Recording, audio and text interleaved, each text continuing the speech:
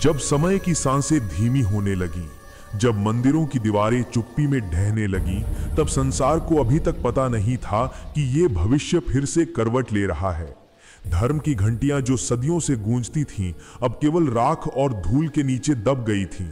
लोगों के पैरों से पवित्र पथ भूल गया, उनकी आंखों में अब केवल स्वार्थ की चिंगारी बाकी थी। पर कहीं बहुत पुराना एक ग्रंथ अभी भी सांस ले रहा था। उसके पन्ने हवा के साथ कांपते थे, जैसे कोई संकेत देने की कोशिश कर रहे हों, मानो उसमें लिखा हुआ सत्य अब जागने वाला हो। आकाश में बादल फटने लगे, बिजलियां धरती पर थप्पड़ की तरह गिरने लगी, काली हवाएं शहरों को निगलती चली गईं, जैसे दुनिया के ऊपर कोई अदृश्य पर्दा गिरता जा रहा हो। कहीं आग दधक रही थी, कहीं लोग सोने के लिए अपने ही भाई का खून बहा रहे थे, कहीं बच्चे भूख से रोते थे और कहीं राजा अपने गुनाहों पर शराब पीकर हंसते थे।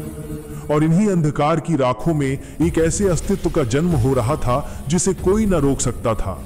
राक्षसों की छाया घनी हो रही थी, उनके सामने मनुष्य सिर्फ परछाई बन चुका था। परंतु इसी अंधेरों के बीच एक ऋषि समाधि में बैठा था। उसकी श्वास धीमी पर उसकी चेतना प्रचंड थी। उसने भविष्य को देखा जो आने वाला था।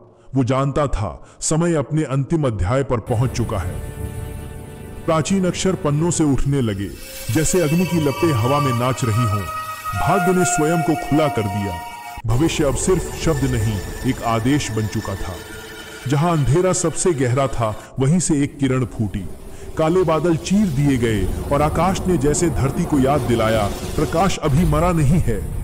और फिर धूल पर कदम पड़े, भारी, दृढ़, अडिग।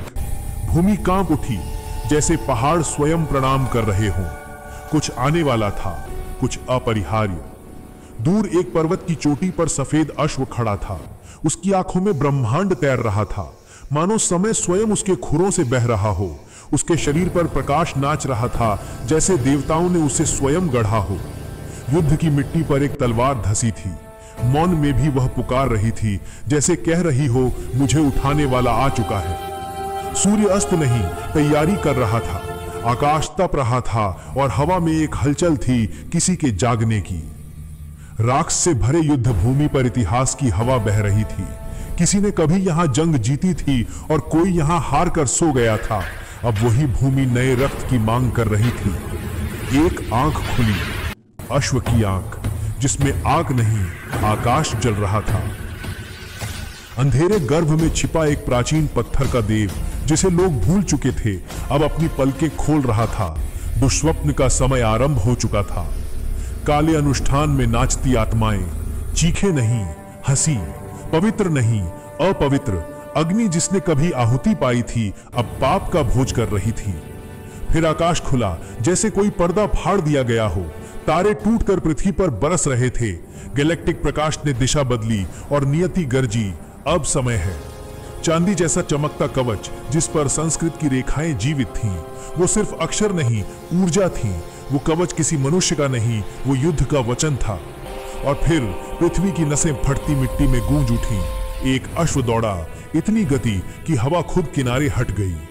युद्ध भूमि अब मौन न रही, समय जाग चुका था, अंतिम अध्याय शुरू हो चुका था।